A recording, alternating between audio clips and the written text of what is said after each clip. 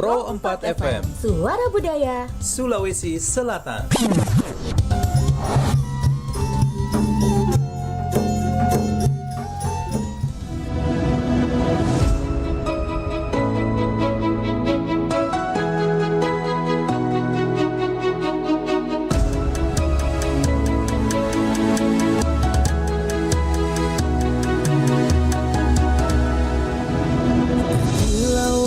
Samudra terbentang khatulistiwa, di situ ku ada bersamamu saudara. Beragam warna kita, suku tak selalu sama. Kau aku Indonesia yang disatukan karena cinta. Karena kita Indonesia, jangan pernah terpecah belah. Walau kita berbeda, walau kita tak sama, tetaplah satu kita, kita Indonesia sesungguhnya.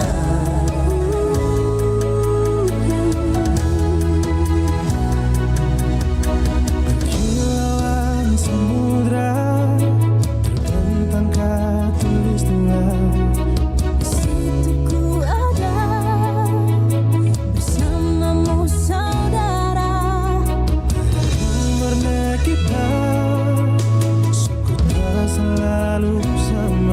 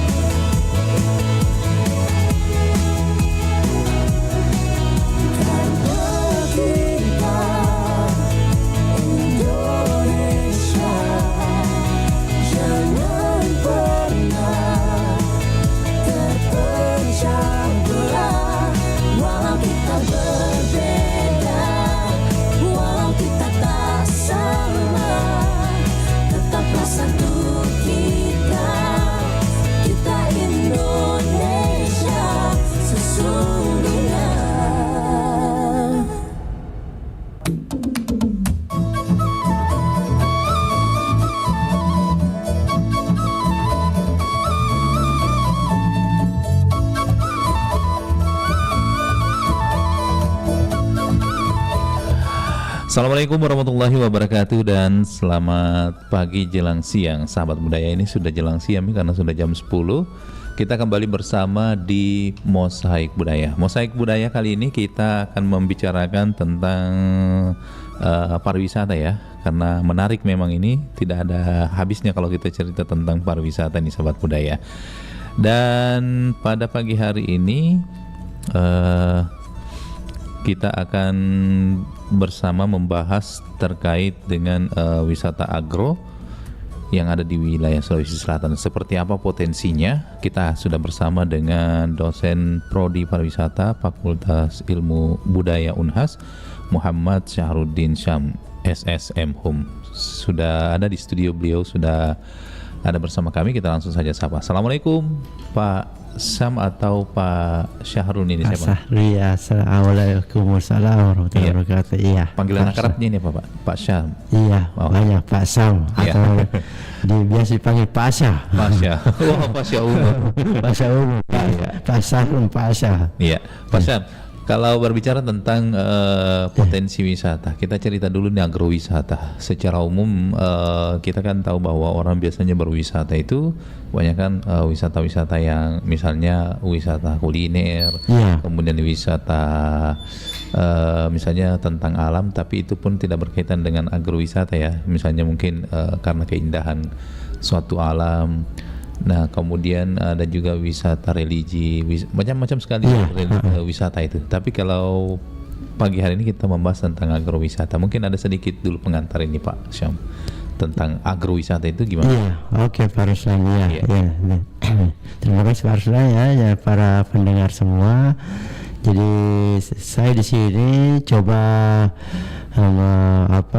berbicara menjelaskan tentang bagaimana sih itu agrowisata yang kalau kita dengar ini banyak itu wisata-wisata yang kita dengar itu wisata kuliner ya, wisata itu semua banyak. Jadi agrowisata ini adalah salah satu kegiatan wisata yang objeknya itu objek itu menghubungkan dengan pertanian, kehutanan, perkebunan dan lain-lain. Jadi kalau saya lihat di sini memang potensi Sulawesi Selatan banyak sekali ya. Karena kita masuk dalam wisata agraris ya. Memang alam kita ini alam agraris. Iya. Petani. Iya begitu Pak Emerson. Nah, kalau berbicara tentang potensinya di Sulawesi Selatan ini Pak, gimana kita lihat potensinya? Sebenarnya kan kalau dari sisi alam kita sebenarnya sudah banyak lah ya potensinya. Cuma dalam hal proses pengolahannya supaya bisa menjadi destinasi wisata itu apa yang harus dilakukan ini, khususnya pelaku-pelaku usaha ini? Karena kan banyak view-view indah di sini atau persawahan atau perkebunan, tapi mengelolanya menjadi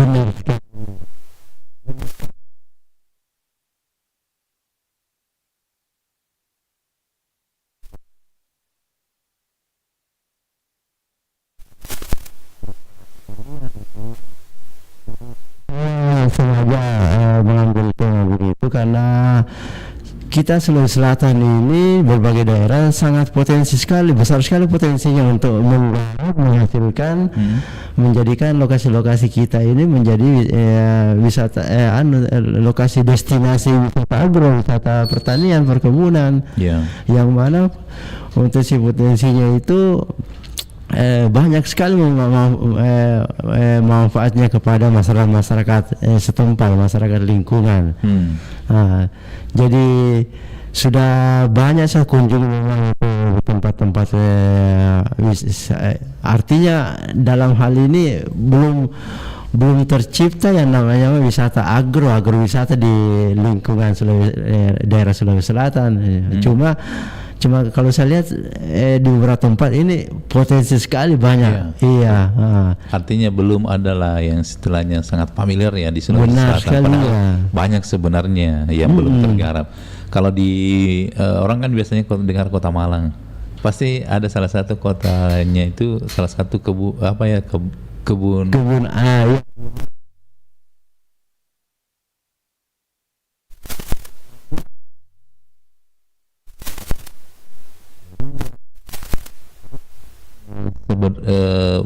mengarahnya ke sana. Mengarah, betul. Khusus spesifik masalah agrowisata. Iya, wisata betul, iya. Nah ini syaratnya untuk menjadi destinasi wisata itu Iya. gimana ini Pak? Iya, jadi kita yang pertama itu memang kita libatkan pemerintah ya, pemerintah Barslang, kemudian dengan masyarakat setempat, masyarakat lingkungan. Iya. Nah, karena meskipun pemerintah setempat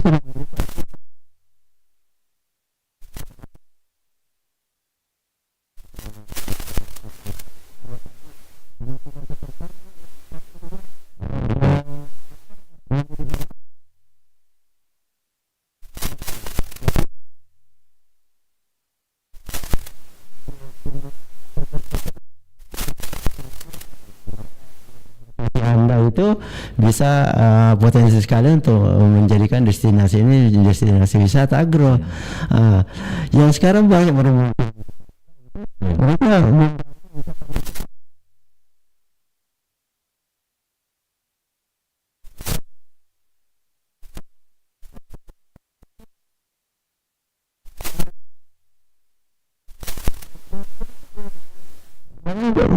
motor saya itu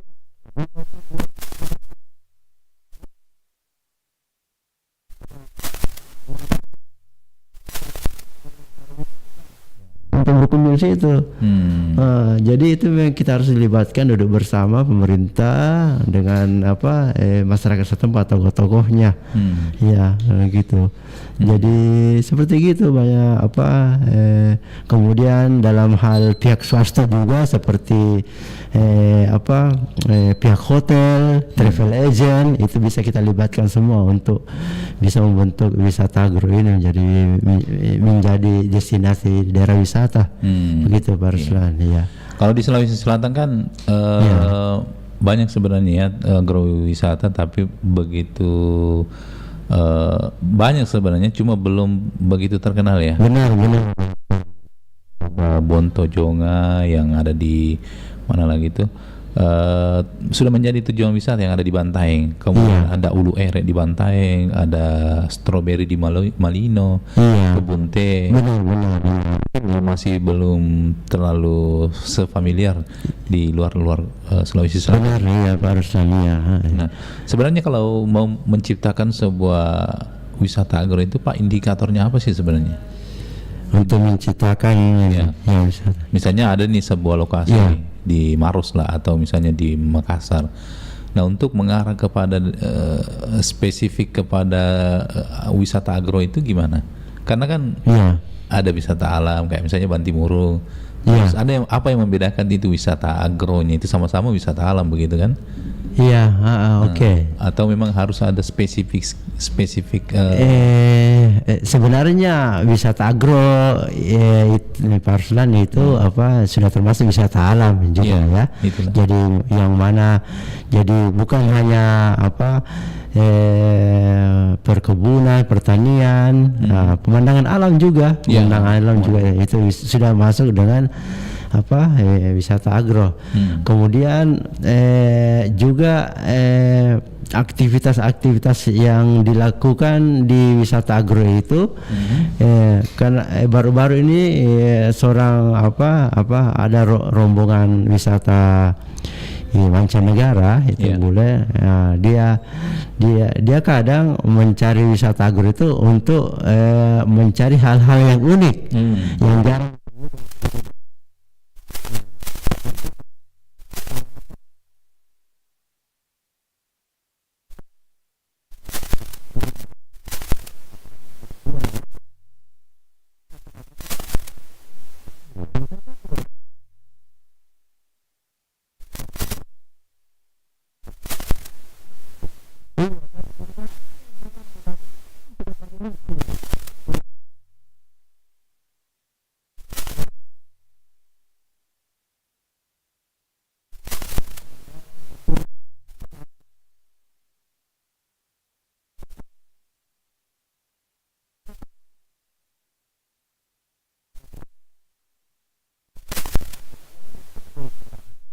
Jadi bukan hanya dibilang ada misalnya buah-buahan unik di situ. Iya, bukan cuma itu. Ada semacam cara pertaniannya yang tradisional. Iya, tradisional.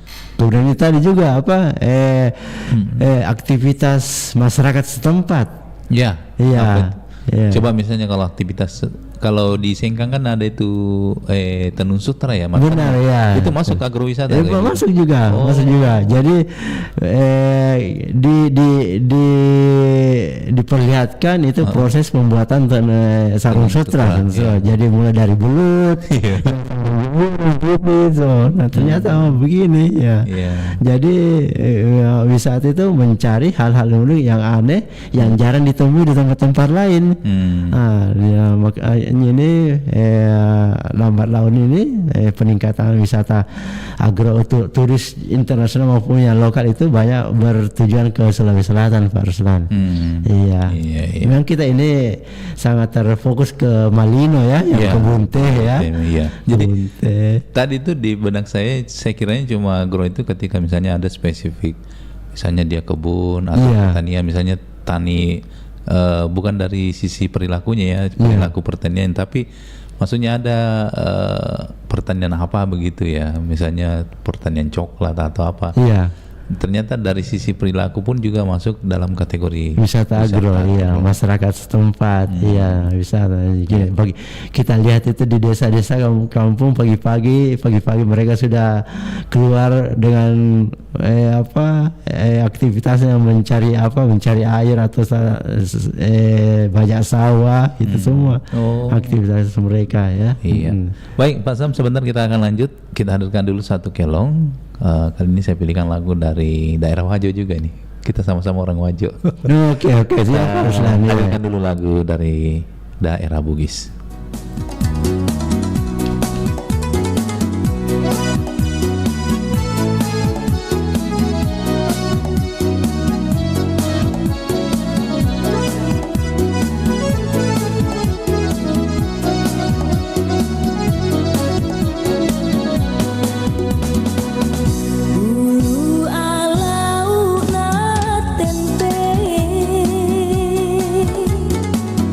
Bulu alau na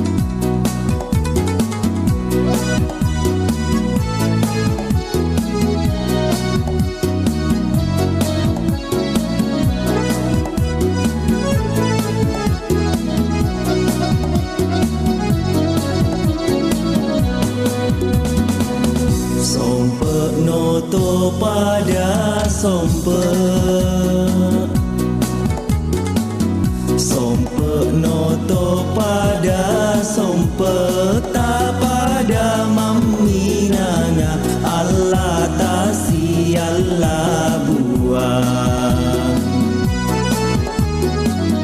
Pekeni pandan lolowe Pekeni pandan lolowe Penoni pilih cintong Allah telong ngesalai Telon nota sidupa mata tak kawin nawa-nawa Allah tasi beta cina Teko gani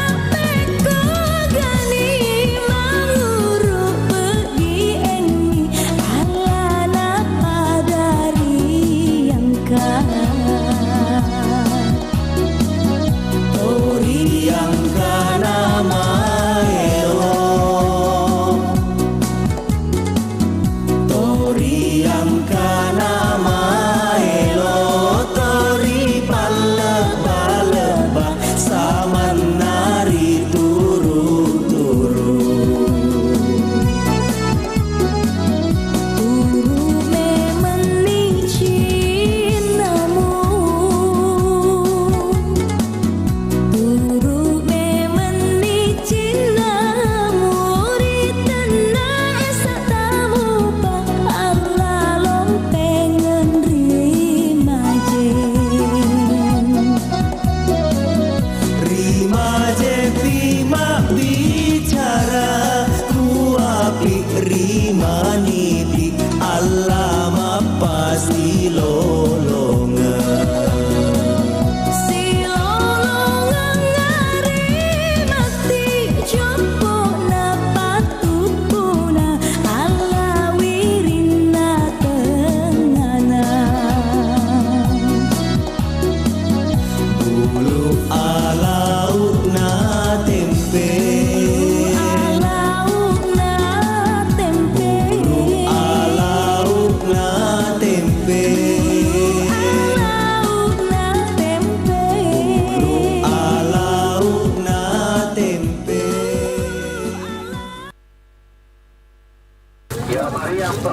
Ina, sakuya alina marisa miule. Sapo limanjobu ana. Ya no, tanta, boleh kasih kurang kok sedikit DP harga pisang dan. Oh, sonin boleh turun. So DP harga itu. Siaga alina langsung na celata ji. Aku sekilo, tidak boleh bundi. Bagus juga ya kalau kita paham bahasa ibu. Kenalan jadi banyak, ngobrol bisa nyambung, dan urusan belanja serta tawar-menawar pasti lancar. Ayo, gunakan bahasa ibu dan jangan malu untuk menuturkannya. Karena hilangnya sebuah bahasa daerah sekaligus akan mengambil seluruh warisan budaya dan intelektual yang terkandung di dalamnya. Masihkah kita malu menggunakan bahasa ibu hari ini?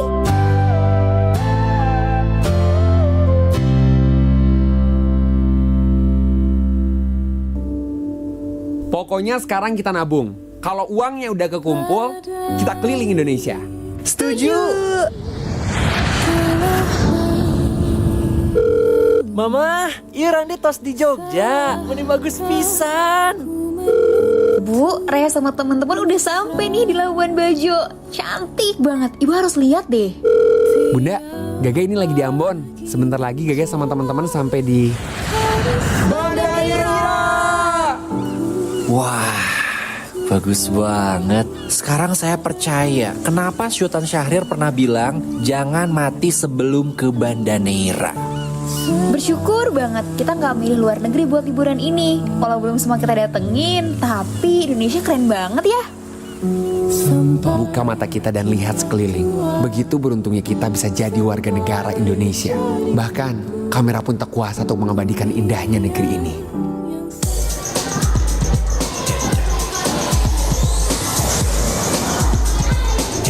Om Swastiastu beli, ampura mengganggu. Ring di jenih ke perpustakaan ge. Hah? bahasa planet mana tuh? Anak zaman now gini masih pakai bahasa jadul. Maaf Bli, saya diajarin sama ibu saya dan saya tidak malu pakai bahasa itu. Malah saya bangga. Permisi Bli, saya kesana dulu. Menggunakan bahasa ibu berarti melestarikan keanekaragaman bahasa daerah.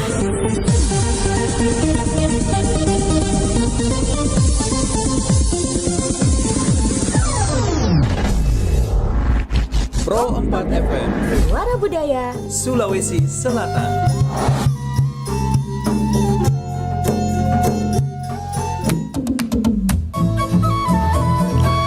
Sahabat budaya masih bersama di Mosaik Budaya. Tentunya kita masih berbicara tentang potensi wisata agro di Sulawesi Selatan. Nah, Pak Syam tadi berbicara tentang beberapa hal yang menjadi hal yang unik ya ketika berbicara tentang wisata agro. Nah, sepengamatan Bapak ini, kalau di Sulawesi Selatan ini kira-kira daerah mana nih yang paling potensi sebenarnya untuk dilirik menjadi satu tempat wisata agro ini? Kalau dari sisi geografisnya nih Pak. Iya, oke. Yang kalau menyangkut daerah, menurut saya sih Pak Ruslan itu hampir semua daerah ya, rata-rata hampir daerah. Kita masuk ke Maros pertama itu sudah dapat banyak apa perkebunan gitu. Sepanjang jalan itu semua menunjukkan apa kekhasan ya. Nah, kayak misalnya di Pangkep kan ada jeruknya. Iya. Pangkep yang kita kenal dengan Belai di sana itu ya menunjukkan semua destinasi wisata potensi sekali untuk wisata agro semua. Ya maju ke depan itu maju kan masuk ke baru ya, baru Pare-Pare banyak, pokoknya banyak sekali potensinya. Makanya berlimpah luas lah ini di Sulawesi Selatan untuk wisata agronya. Ya. Kalau saya juga bisa ambil contoh ini di Makassar juga bisa, apalagi kan kita lihat ini sementara ini kami sekarang akan mengusulkan merencanakan itu kan letak masuknya pintu gerbangnya Unhas itu di sebelah kanan kiri itu kan ada kawasan mancing. Iya betul. Iya, danau. Rame di sana biasa mancing orang. Iya, di situ juga bisa dimanfaatkan untuk menjadi wisata agro. Apalagi lingkungannya Unhas, wah sejuk sekali kalau kita masuk ya. Iya. Pohon-pohon rindang. Pohon orang bilang apa? Ada juga rusanya itu kalau nggak salah ya. Ada. Iya. Orang bilang hutan dalam kota. Iya, hutan dalam kota. Iya, hutan dalam kota. Pemandangannya masih sangat asri situ. Jadi makanya saya biasa itu Pak Sam kalau macet saya biasanya belok itu di sampingnya danau masuk dalam Unhas. Jadi lebih enak perasaan itu gitu. Iya, karena itu awalnya kita terjebak macet terus masuk ke dalam suasananya kayak suasana daerah pegunungan, daerah hutan tropis gitu. Benar sekali Pak Ruslan. Iya. Jadi ya bisa dimanfaatkan situ lokasi mancing wisata untuk wisata agro kita. Kemarin juga saya berkunjung ada suatu komunitas yang mengadakan lomba mancing. Itu lokasinya Pak Ruslan ada di dalam kompleks Telkom. Ternyata di situ saya lihat sekali sangat tidak potensi untuk dimanfaatkan itu untuk lokasi mancing. Makanya timbul pikiran saya, Unhas ini bisa dijadikan untuk destinasi wisata untuk lomba mancing untuk wisata agrowisata ini. Ya, tinggal mungkin lebih bikin juga event-event misalnya supaya lebih ramai. Jadi benar sekali.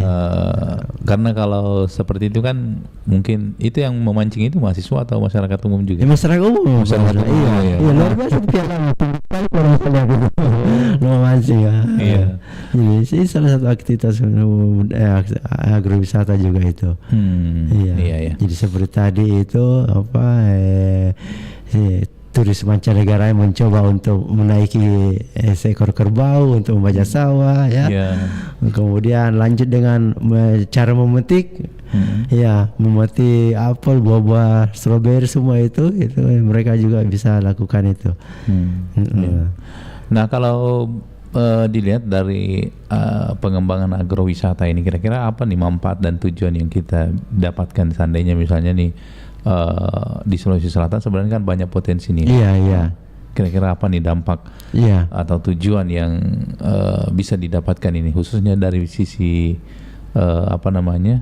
lingkungan? Benar-benar iya. Salah satu kan tujuannya yang dulunya lingkungannya itu tercemar, polusi, setelah kita ubah menjadi destinasi wisata agro ini, menjadi lambat laun itu polusi itu sudah menjadi hilang, beransur-ansur menjadi asri kembali lingkungannya ya, yang mana banyak sering dilewati ya kendaraan dengan polusi asap kendaraan setelah kita jadikan lokasi agro ini itu kendaraan sudah bisa dibatasi Pak Ruslan, dibatasi ya, mungkin jarak 10-20 meter itu sudah bisa disimpang kendaraannya dan berjalan kaki ke dalam. Ya, seperti gitu. Kemudian untuk dari segi perekonomian sangat luar biasa manfaatnya ini Pak Ruslan, yang meningkatkan taraf hidup masyarakat, perekonomian masyarakat. Iya, yang mana dulunya tidak mempunyai mata pencarian masyarakat pedesaan, setelah dijadikan lokasinya tempat wisata, ya mereka bisa menjadikan situ sekitar tempat tinggalnya itu berjual-jualan. Itu kan daya tarik wisatawan juga untuk membeli hasil-hasil kerajinan masyarakat. Begitu Pak Ruslan. Tidak susah sebenarnya karena memang selain tadi itu banyak sebenarnya potensi di Sulsel. Kemudian hampir setiap daerah itu memang sudah punya ciri khas masing-masing. Ya benar. Misalnya kan langsat, untuk langsat ini mungkin terkenalnya misalnya untuk daerah Wajo, atau misalnya durian di benar. Nah mungkin itu tinggal dikembangkan ya. Tinggal dikembangkan saja, artinya tinggal dibina. Dibina, dikumpulkan, ditingkatkan kembali fasilitas-fasilitas.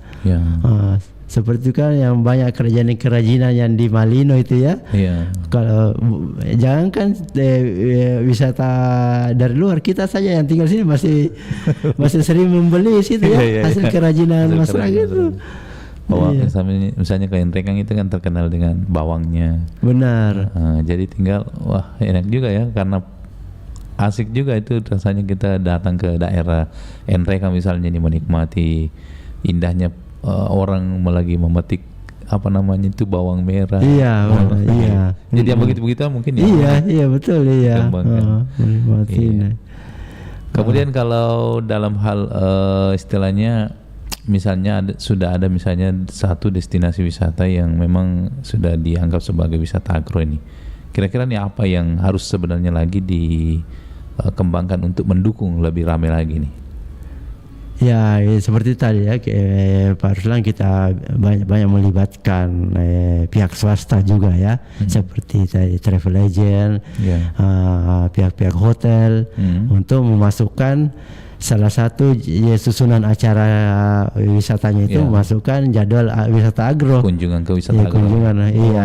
Itu salah satu potensi sekali, karena biasanya itu turis menanyakan tempat-tempat wisatanya di sini ya. Mereka yang kebanyakan sini kan turis lari-lari ke Bali semua. Jarang mengetahui, karena itu kurang dipromosikan. Apa sih yang ada di Sulawesi Selatan saya, khusus Makassar atau daerah lain? Malah dibilang karena kurangnya informasi wisata itu Ya, kita jadi lewat acara ini bisa juga saya imbau mungkin sekalian saran kepada Dinas Kepariwisataan Makassar untuk lebih mempromosikan wisatanya ke apa dunia luar begitu. Ya. Tapi ini kan kalau kita lihat ini sebentar lagi ada kegiatan F8 ya. Ini mungkin event tahunan yang digelar oleh pemerintah Kota Makassar untuk memperkenalkan ini semua potensi-potensi yang ada di Sulawesi Selatan. Kan biasanya kalau di F8 itu ada flora, fauna, film, apalagi itu yang pokoknya FF begitu ya. Benar-benar iya. Menarik sekali. Jadi akhirnya banyak orang-orang dari luar negeri tertarik datang ke Makassar. Cuma mungkin nanti lebih pengembangannya lagi ke daerah, diberikan ajang untuk setiap daerah misalnya mempromosikan lah ya potensi wisatanya. Benar sekali Pak Ruslan. Iya.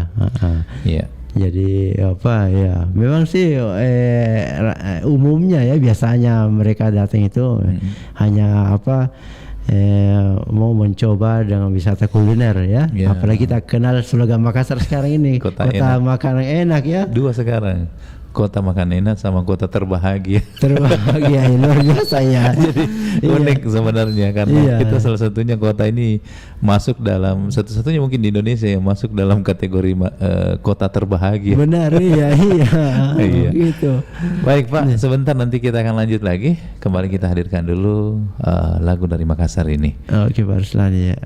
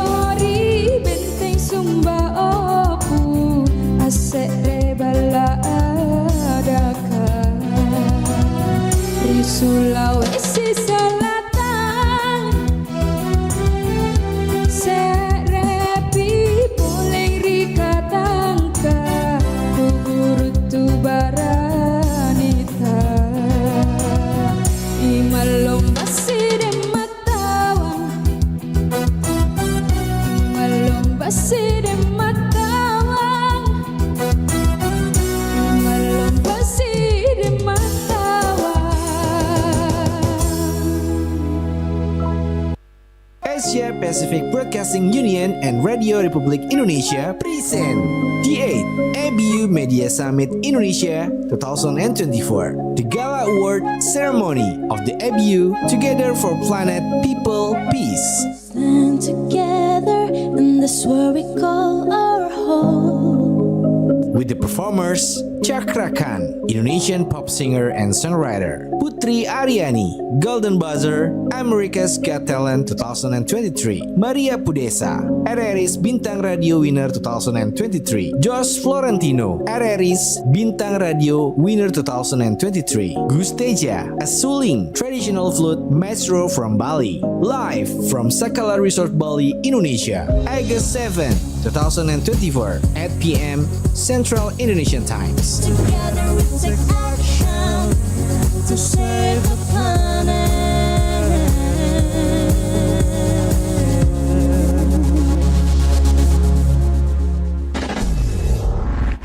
Pro 4 FM, Suara Budaya Sulawesi Selatan.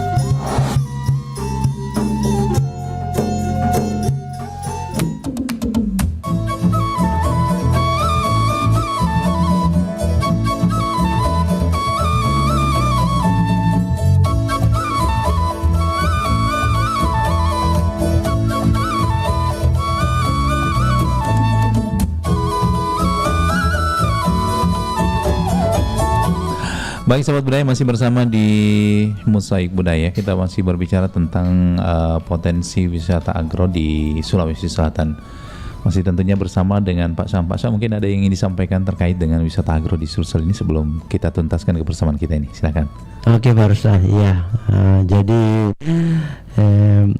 wisata agro di Sulawesi Selatan ini sangat besar potensinya, khusus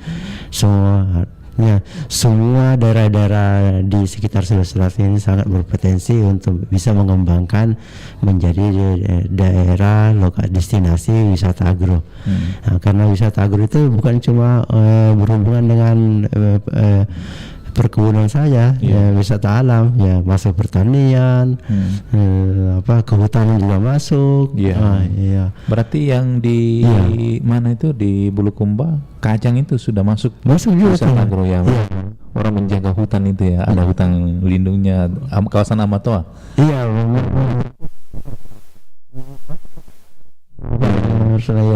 Kalau orang mau masuk harus kan pakai baju hitam ya. Baju hitam.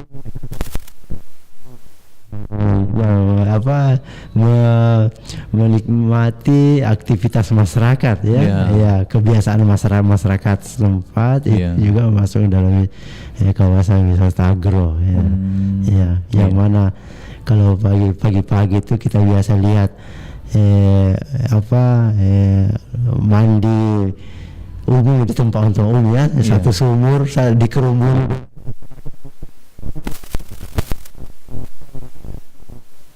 Wisata itu bertanya, mereka itu pagi-pagi mau kemana semua itu berbaring, mau membawa.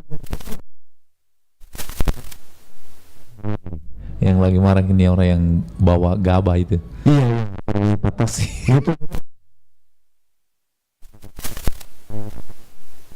Gabah pas satu karung dari sawah.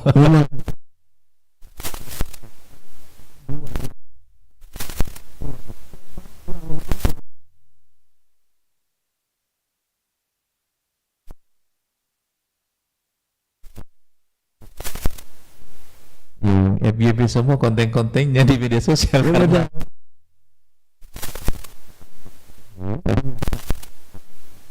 Indonesia.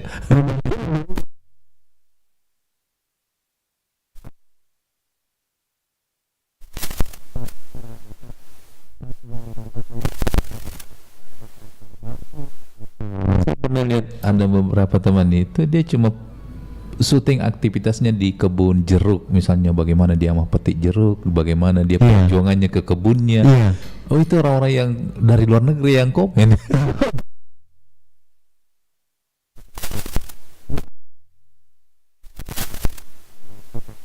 Gampang lagi dipromosikan ya karena sudah ada media sosial. Sangat karena terbatas, sebenarnya saya masih banyak ingin saya ulik ini di seputaran obrolan kita, tapi mudah-mudahan di lain waktu bisa lagi bersua atau ketemu lagi. Oke, Pak Ruslan, siap.